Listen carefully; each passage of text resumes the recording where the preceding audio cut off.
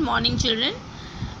अपना अपना भाग्य हम स्टोरी पढ़ रहे थे और हमने इसका फर्स्ट 3 पेज पढ़ लिया है और फर्स्ट 4 का भी यहाँ तक हमने हाफ पेज पढ़ा है। ठीक है, आगे मैं आज मैं आपको उससे आगे की स्टोरी पढ़ाऊँगी और बताऊँगी कि आगे स्टोरी में क्या घटना घटी है। लेकिन उससे पहले मैं थोड़ा सा जो स्टोरी हम पढ़े उसको मैं थोड़ा रिकैप कर दे रही हूँ ताकि आपको उस पार्ट को और इस पार्ट को ज्वाइन करने में, कनेक्ट करने में ईजी हो। ठीक है, तो स्टोरी ये था कि जो लेखक है जयेंद्र कुमार जी और उसका मित्र दोनों जो है नैनीताल जो है घूमने आते हैं और नैनीताल को घूमने के पश्चात जो है वो दोनों मित्र जो है जो नैनीताल का जो पार्क था वो सड़क के किनारे वहाँ पर एक बेंच था, उस बेंच में बैठ जाते हैं। ठीक है, और उस समय संध्या जो है समाप्त होने के कगार पे थी और रात्रि का प्रारंभ होने वाला था।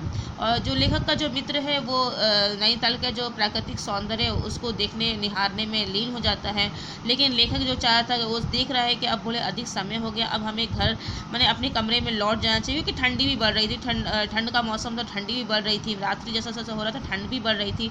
तो वो अपने मित्र को बोलता है कि चलो बोले हम अपने कमरे में चल जाते हैं। तब लेखक का मित्र बोलता है थोड़ा देर और बैठो ना, और फिर वो उसका हाथ पकड़ के उसे अपने पास बैठा लेता है। ठीक है, तो उसी बीच में जो लेखक का मित्र जो है अपने मित्र को बोलता है, जयेंद्र जी को बोलता है देखो बोले सामने से कुछ आ रहा है बोला। ठीक है, तो लेखक देखता है तो उसको दिखता है जो कुहासा पूरा कुहासा हो गया है और कुहासा को चीरता हुआ जो एक काली सी मूर्ति जो है उनके सामने मैंने उनके सामने आती हुई नजर आई।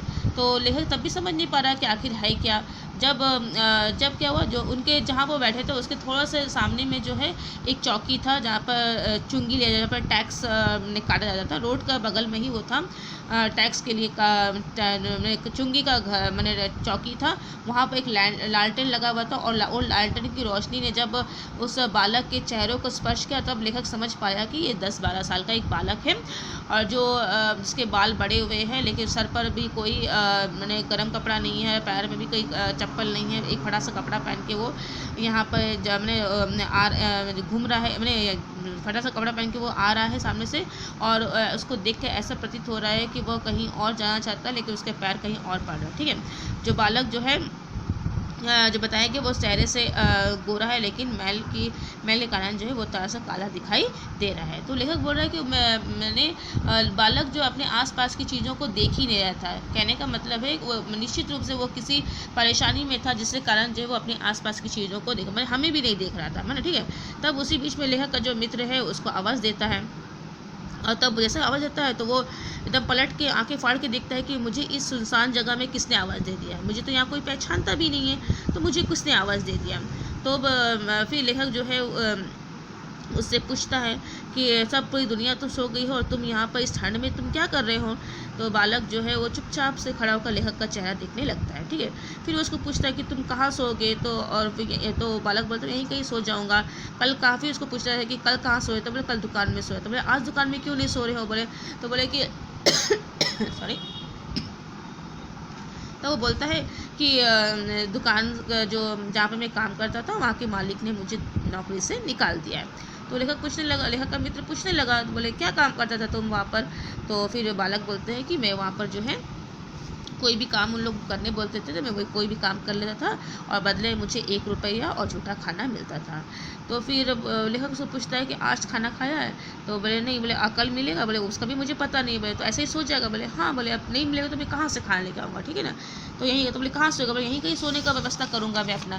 फिर वो लेखक उसको पूछता है कि तुम इन्हीं कपड़ों में सो जाओगे। तो तब लेखक जो बालक जो है मैंने अपनी अमुक अवस्था में जो है लेखक के मित्र की ओर दिखता है, लेखक के मित्र की ओर देखता है कि और मन में सोचता है कि ये किस तरह का प्रश्न है। बोले ठीक है, मेरे पास तो खाने के लिए कपड़े मैंने खाने के लिए भोजन नहीं है, रहने का स्थान नहीं है, तो मैं कपड़ों की कहाँ से व्यवस्था करूँगी। ठीक है, और मेरे कपड़े मैं कहाँ से लेके आऊँगा। तो इस तरह से जो है जो बालक जो है अपने मन में ये सब चीज़ों को बोल रहा है। तो फिर लेखक का जो मित्र है उसके मन में और जिज्ञासा उत्पन्न हो गई, वो और भी जानना चाह रहा था बालक के बारे में। तो उसको पूछा कि तो माँ बाप कहाँ है। बोले घर से भाग के आया है, माँ बाप कहाँ है। तो फिर बोलने लगता, बोले हाँ माँ बाप जो है नैनीताल से जो 15 कोस की दूरी पर जो गाँव है वहीं पर रहते हैं। तो बोले तू भाग के आया? बोले हाँ मैं भाग के आया। बोले क्यों ऐसा किया तुमने, ये गलत काम क्यों किया? बोले तो बोले घर में माँ रोती थी, पिताजी रोते थे, भाई बहन बहुत सारे भाई बहन है, भाई बहन रोते थे, भूखे रहते थे, तो इसलिए मैं यहाँ पर आया हूँ। मेरे साथ एक साथी, मेरा साथी भी आया था, लेकिन अब वो मेरे साथ में नहीं है। मैं तो यही सोच के आया था कि यहाँ पर कुछ काम करूँगा, कुछ पैसे कमाऊँगा और अपने परिवार की सहायता करूँगा, ठीक है, अपने साथी के साथ, इसलिए यहाँ पर आया था, लेकिन अब मेरा साथी भी मेरे साथ नहीं है। तो लेखक बोलता है, ये लेखक जो है, लेखक का जो मित्र है, लेखक भी उनके साथी है, ठीक है। तो लेखक का मित्र पूछता है तो कहाँ गया तुम्हारा साथी? बोले क्या हुआ? बोले तो बोले मर गया। तो ये जैसा ही बात वो बोलता है तो लेखक जो है मैंने वो सोचने लगता है कि बस जरा सी उम्र में इस बच्चे ने मौत की सामना कर लिया। बोले मैंने जो उम्र खेलने का, पढ़ने का होता है, उस बच्चे ने जीवन की सबसे बड़ी जो कटुता, सबसे बड़ा जो सत्य है उसको अपने आंखों के सामने देखा। ये बात जो है लेखक सोचने लगता है। बोले तब फिर उसको पूछा जाता है, ठीक है, तो लेखक बोलता मर गया। तो लेखक पूछा, फिर लेखक पूछ रहा है इसको मर गया? बोले मैंने पूछना चाह रहा है कि कैसे मर गया? तब बालक बोलता बोले हाँ, बोले साहब ने मारा तो मर गया, ठीक है। तब लेखक का मित्र इसको पूछता है अच्छा हमारे साथ चल। तो लेखक का जो मित्र और फिर लेखक भी बोलता है उसको कि हमारे साथ चल। बोले वह साथ चल दे। फिर वो जो बालक जो है लेखक और लेखक के मित्र के साथ में चल जाता है और वो दोनों जो है उस बालक को लेकर अपने वकील मित्र के पास पहुंचते हैं, जिस होटल, और उस होटल में जाते हैं जहाँ पर उसका वकील मित्र ठहरा हुआ था, ठीक है। तो जैसे ही होटल पहुँचते हैं तो फिर होटल कर्मचारी जो है वकील मित्र को बुला के लेके आते हैं और यहाँ पर दिखाया गया है कि वकील मित्र जो है दुशाला ओढ़ करके पैरों में गर्म कपड़ा पहन के जो है वहाँ पर आता है और लेखक के मित्र को सामने देखकर पूछता अरे तुम लोग यहाँ पर? तो फिर उन लोग बोलते हैं कि हाँ बोले तुमको एक नौकर चाहिए था ना? बोले लो हम लोग नौकर लेकर आए हैं, ये बालक है वो तुम्हारा काम कर देगा, ठीक है। तो बोले कहाँ से लेके आओ? तो उसको पहचानते हो? तो फिर लेखक बोलता है मुझ पर इतना तो विश्वास, तो लेखक का जो मित्र बोलता है कि तुम इतना तो विश्वास करो कि ये बालक बेईमान नहीं है, ठीक है। तो फिर वो बोलता है ये तो पहाड़ी बालक है और मैं पहाड़ी बालकों को अच्छी तरह जानता हूँ, ये शैतान होते हैं, पता नहीं कब घर में से सामान को लेकर चंपत हो जाए और तुमको मालूम भी नहीं पड़ा, और तुम चाहते हो कि मैं इस बालक को रख लूँ, मैं ऐसा बिल्कुल भी नहीं करूँगा, ठीक है। और वो मना करके जो वहाँ से वो अपने कमरे में चल जाता है, ठीक है। और बताया गया है वो जिस कमरे में रह रहा था उस कमरे का जो भाड़ा था 4 रुपये था, हर दिन 4 रुपये, मैंने एक दिन का 4 रुपये भाड़ा देना पड़ता था, ठीक है। तो ऐसे वो उसी तरह के कमरे में उस होटल में रह रहा था। तो अब अगर वकील मित्र के बारे में कुछ पूछा जाए तो आप ये लाइन को भी ऐड कर सकते हैं, ठीक है। तो यहीं से आज हम पढ़ेंगे, देखेंगे स्टोरी में आगे क्या हो रहा है। वह माने क्या खाक? तो मैंने उसका मित्र बोल रहा है क्या मैं तुम्हारी बात मानूं? बोले तो लेखक का जो मित्र बोल रहा है तुम मानो ना, मैं जो कह रहा हूँ कि लड़का बेईमान नहीं, तुम उसको रख सकते हो, विश्वास कर सकते हो उस पर। तो माने क्या खाक? बोले कोई क्या बात तुम्हारे माने? बोले आप भी जी अच्छा मजाक करते हो। बोले अच्छा अब हम सोने को जाते हो। वो फिर सोने की बात बोलकर जो वहाँ से वकील मित्र जो वहाँ से अपने कमरे में चले जाता है और वह 4 रुपये रोज के किराए में, जहाँ पर वो रह रहा था, जिस होटल में रह रहा था, उस होटल के कमरे का जो रेंट था वो 4 रुपये रोज़ देना पड़ता था। उस कमरे में जाकर वो अपने कमरे में मच्छरदानी पर अंदर में जाकर सो जाता है, ठीक है। बालक कुछ ठहरा, कुछ देर तक वो ठहरा, फिर देखा कि कुछ नहीं हो रहा उसको, वो भी समझ गया कि मुझे यहाँ पर भी काम नहीं मिल सकता है, मुझे अपनी परेशानी अपने खुद से ही सॉल्व करनी है। तो वो वहाँ से वो चला गया, ठीक है।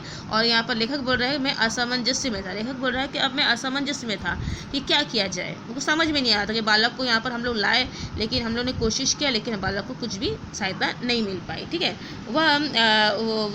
तब वह प्रेत गति बहुत तेज गति से आगे बढ़ा और कुहासे में मिल गया। तो लेखक बोल रहा हमारा देखते देखते वो बालक जो है हमारे आंखों के सामने से अदृश्य हो गया। हम भी होटल की ओर बढ़े, हवा तीखी थी, हमारे कोटों को पार कर बदन में तीर सी लगती थी। तो लेखक बोल रहे हैं सब, ठीक है। लेखक जयेंद्र जी बोल रहे हैं कि हम भी होटल के ओर बैठे चले और जो बहुत तेज हवा चल रही थी और हम लोग कोट पहने थे, लेकिन फिर भी हमें बहुत ठंड लग रही थी। सिकुड़ते हुए मित्र ने कहा, अब मित्र बोल रहा है, तब उसका मित्र बोलता है कि भयानक शीत है, उसके पास बहुत कम वस्त्र है। तब उसका मित्र बोल रहा है देखो इतनी ठंड है, हम कोट पहने लेकिन फिर भी हमें ठंड लग रही है, लेकिन उस बालक के बारे में सोचो, उसके पास तो बहुत ही कम कपड़े हैं। तो ये संसार है यार। तब लेखक बोलता है यही संसार है, लोग यहाँ पर दूसरों के बारे में नहीं सोचते हैं। आज मैंने स्वार्थ की फिलॉसफी सुनाई, मैंने लेखक बोलना चाह रहे हैं कि आज हम इतने स्वार्थी हो गए कि सबसे पहले जो है अपने बारे में सोचते हैं, बाद में दूसरों की बारे में सोचते हैं, और कोई तो ऐसा है तो वो सोचते ही नहीं है, ठीक है। चलो पहले बिस्तर में गर्म हो लो, फिर किसी और की चिंता करना। तो लेखक अपने मित्र को समझाता है, बोले चलो बोले पहले हम जाए और अपना देखे, बोले पहले हम जाए अपने आप को गर्म कर लेते, ठंड यहाँ पर लग रही है, ठीक है, फिर भी हम दूसरों की चिंता करेंगे। उदास होकर मित्र ने कहा, स्वार्थ जो कहो। तो लेखक बोल रहा, जो तुम बोल रहे हो ना स्वार्थ, ये स्वार्थी है। आज मनुष्य इतना स्वार्थी हो गया कि दूसरों के कष्ट और पीड़ा उसे दिखाई ही नहीं दे रहे। लाचारी कहो, या फिर लाचारी भी हो सकती है, ठीक है। कोई मनुष्य जो है चाहता हो लेकिन लाचार है, उसकी सहायता नहीं कर पा रहा है, उसके अंदर उतना सामर्थ्य नहीं है, उतना साधन नहीं है कि वो उसकी सहायता कर सके। या फिर निठुराई, या कुछ लोग ऐसे निष्ठुर होते हैं जो सामने में पीड़ित लोगों को देखकर भी अपनी आंखें फेर लेते हैं। या फिर बेहयाई, माने लोगों के अंदर कोई आजकल शर्म भी नहीं बची हुई है, माने मानवता का भाव भी नहीं बचा है कि पशु के जैसा व्यवहार करने। पशु से भी हम आजकल तुलना नहीं कर सकते ऐसे लोगों, मैंने इतनी बेहयाई हो गई, ठीक है। तो ये सब जो है लेखक का मित्र जो है अपनी पीड़ा को उस बालक के प्रति अपने मैंने असफलता को व्यक्त कर रहा है कि हमने भी प्रयत्न किया लेकिन हम भी उसमें असफल रहे, ठीक है। तो ये दूसरे दिन नैनीताल स्वर्ग के किसी काले गुलाम पशु के दुलार का वह बेटा। दूसरे दिन नैनीताल स्वर्ग के किसी काले गुलाम, मैंने यहाँ बताया गया है नैनीताल को स्वर्ग की तरह बताया गया है। और काले गुलाम पशु के दुलार, माने काले गुलाम जैसे गुलाम जैसा होता है। मैंने कुछ लोग यहाँ पर आते हैं नैनीताल में और उनकी प्राकृतिक सुंदरता का आनंद उठाते हैं, कुछ दिन तक वो उसके गुलाम बन जाते हैं नैनीताल के प्राकृतिक सौंदर्य को, और फिर जब और बहुत सारा दुलार भी यहाँ से पाते हैं, ठीक है। नैनीताल में आकर प्रकृति के द्वारा दुलार भी पाते हैं और फिर वहाँ से जो है वो लौट कर चले जाते हैं। का वह बेटा, वह बालक निश्चित समय पर हमारे होटल डी पाव में नहीं आया, ठीक है। तो अब लेखक और लेखक का मित्र उसको बोले थे कि तुम हमारे पास आना बालक को, लेकिन वो बालक जो नहीं आया। तो बोले नैनीताल के स्वर्ग में किसी काले गुलाम इसलिए बोला कि क्योंकि बालक को बोला गया यहाँ पर, क्योंकि उसके शरीर का जो रंग जो है काला हो गया था, क्योंकि वो बहुत मैल से जो है शरीर का रंग काला हो गया। तो बोले वो जो स्वर्ग की जैसे लगने वाली नैनीताल में वो जो बालक जो है एक दुलार पशु के दुलार का, ठीक है, गुलाम पशु के दुलार में, जैसे एक गुलाम पशु होता है और उस पशु को हम दुलार करते हैं, प्यार करते हैं, वह जो बालक तो बिल्कुल वैसे था कि इस प्रकृति ने जो स्वर्ग के समान सुंदर है, उस प्रकृति ने उस बालक को बिल्कुल एक मैंने बहुत ही दुलार दिया, लेकिन वो उसके लिए वो प्रकृति क्या करेगी, वो साधन नहीं जुटा पाई कि वो उस दुलार को ले सके, ठीक है। कि वह बेटा, वह बालक निश्चित समय पर हमारे होटल डी पाव, तो लेखक और लेखक का मित्र कौन सा होटल में थे, होटल डी पाव में नहीं आया। वो जो बालक था जिसको बोला गया था कि तुम इतने समय तक आ जाना, लेकिन वो आया नहीं, ठीक है। लेखक और लेखक का जो मित्र है बहुत देर तक जो है उसका उन्होंने वेट किया, फिर वो वहाँ से चल दिए। अपनी नैनीताल सैर खुशी खुशी समाप्त कर चलने को हुए। फिर लेखक और लेखक का मित्र बहुत देर तक वेट किया उस बालक का, लेकिन बालक नहीं आया। तब फिर वो, क्योंकि आज उनका चेकआउट करना था, आज उनको वहाँ से जाना था, फिर वो अपने सैर को पूरा करके खुशी खुशी वहाँ से निकल पड़े अपने घर के लिए, ठीक है। उस लड़के की को आस लगाए बैठे रहने की ज़रूरत हमने न समझी, ठीक है। तो मैंने बोला कि अब तो लेखक और लेखक के मित्र बोले अब शायद बालक नहीं आएगा, तो हम उन्होंने कोई आस भी नहीं लगाई कि वो बालक आएगा या थोड़ा देर और भी ठहर जाए। उनके वहाँ से चेकआउट करने का समय भी हो गया था, तो फिर वो लेखक और जो है लेखक का मित्र जो है फिर मैंने वहाँ से वो निकल गए, ठीक है। मोटर में सवार होते ही वह समाचार मिला। जैसे ही मोटर में सवार होकर थोड़ा सा आगे ही बढ़े थे कि उनको एक समाचार मिला। क्या मिला? पिछली रात एक पहाड़ी बालक सड़क के किनारे पेड़ के नीचे ठिठुर कर मर गया। कि उसको एक खबर मिला, आसपास के लोगों से खबर मिला कि पिछली रात को जो है एक जो पहाड़ी बालक था और वो पेड़ के नीचे सोया था। ठंड इतनी थी कि वो ठिठुर कर उस ठंड के कारण ही वहीं पर मर गया। मरने के लिए उसे वही जगह, वही 10 बरस की उम्र और वही काले छितड़ों की कमीज मिली। आदमियों की दुनिया ने बस यही उपहार उसके पास छोड़ा था। ये लेखक बोल रहे हैं। लेखक बोले लगे कि मरने के लिए उसको वही जगह मिला और वही उम्र और वही अवस्था, बोले इस जो ऐसे यह वह दुनिया जहाँ पर आदमियों ने उसको जो है केवल क्या यहाँ पर जो यहाँ के जो मनुष्य थे, नैनीताल के जो मनुष्य थे, जो नैनीताल को स्वर्ग के समान सुंदर बताया गया है, वहाँ के मनुष्य ने केवल उसको यहीं पर क्या उपहार दिया? मौत को उपहार में दिया। यहाँ के किसी भी लोगों ने, किसी भी व्यक्ति ने उसकी सहायता नहीं की, उपहार उसके पास छोड़ा था, ठीक है। तो आदमियों की दुनिया में बस यही उपहार। तो बोले जो आदमी थे, ये जो दुनिया के जो इस दुनिया के जो आदमी थे, उसके पास केवल यही उपहार छोड़ा था कि उसे यहाँ पर आना था और मृत्यु को प्राप्त करना था। ठीक है। तो पर बतलाने वालों ने बताया कि गरीब के मुंह पर, छाती, मुट्ठी और पैरों पर बर्फ़ की हल्की सी चादर चिपक गई थी, मानो दुनिया की बेहयाई ढकने के लिए प्रकृति ने शव के लिए सफ़ेद और ठंडे कफन का प्रबंध कर दिया था। तो कुछ लोगों से लेखक और लेखक मित्र को पता चला कि बालक का जो शरीर था, जो गरीब बालक था, उसके मुंह पर, उसकी छाती पर, मुट्ठियों पर और पैरों पर जो है बर्फ़ की हल्की सी परत जम गई थी। ठीक है। तो ऐसा प्रतीत हो रहा था कि जो प्रकृति है वो भी जो है मनुष्यों के इस निष्ठुर व्यवहार को देखकर वो खुद अपने आप पर लज्जा महसूस कर रहे थे कि मेरी गोद में ऐसे लोग उत्पन्न हुए हैं जो दूसरों के कष्ट और पीड़ा को देखकर भी मैंने उनके कोई दुख नहीं होता है। लेकिन प्रकृति जो है अपने आप को इस कर्तव्य से नहीं बचा पाई। उसने क्या किया, उसके लिए एक अपने बर्फ़ की ही सफ़ेद चादर जो है उसके लिए कफन के रूप में प्रदान कर दिया। ठीक है। तो ये था आपका अपना अपना भाग्य, जिसमें लेखक ने यही बताने का प्रयत्न किया है कि कुछ मनुष्य चाहते हैं और कुछ कोशिश भी करते हैं सहायता करने के लिए, लेकिन उनकी सहायता जो है रंग नहीं लाती है। क्योंकि हो सकता है कि शायद वो अपनी सहायता में उतनी तरह से वो काम आगे नहीं बढ़े हैं, जिसके कारण उन्हें सफलता मिल सके। जितनी कोशिश उनको करनी चाहिए तो उतनी कोशिश वो नहीं किए हैं, शायद उन्हें सफलता नहीं, इसलिए उन्हें सफलता नहीं मिली है। और कुछ ऐसे होते हैं वो जानबूझकर ही जो इन सब चीज़ों से अपनी आंखें फेर लेते हैं, और कुछ लोग ऐसे होते हैं जो निष्ठुर बेहयाई की तरह इस संसार में रहते हैं और उन पर किसी के दुख दर्द का कोई प्रभाव नहीं पड़ता है। तो ये था अपना अपना भाग्य, जिसमें लेखक ने जो क्या के बताया है। और जो बालक के जो मृत्यु है उसको भी उसके भाग्य का ही एक पक्ष बताया गया है, जिसको जैसा मरना पड़ता है। यहाँ पर लिखा हुआ है ना, भाग्य यही जगह मिली थी, मैंने ये भाग्य में लिखा था कि उसको यहाँ पर आना था और इस तरह की मृत्यु उसको प्राप्त करना था। और इस तरह की बातों को बोलकर लोग जो है अपने कर्तव्य से अपने आप को बचाने का प्रयत्न करते हैं। ये भी लेखक यहाँ पर बताने का यहाँ पर कोशिश कर रहे हैं। तो ये था आपका अपना अपना भाग्य। आई होप कि आपको स्टोरी समझ में आई होगी। यदि कुछ भी प्रॉब्लम होता है तो आप मुझे ज़रूर बताइएगा। पढ़िए, देखिए और समझने की कोशिश कीजिए। यदि कुछ भी प्रॉब्लम होता है तो आप मुझे लाइव क्लास में बता सकते हैं। ठीक है। तो ये आपका हो गया है। अब मेरा जो शायद एक जो स्टोरी और एक पोइट्री मेरा ख़त्म हो गया। अब हम ग्रामर की तरफ बढ़ेंगे। ठीक है। तो आप ज़रूर पढ़िएगा अपना अपना भाग्य। Thank you.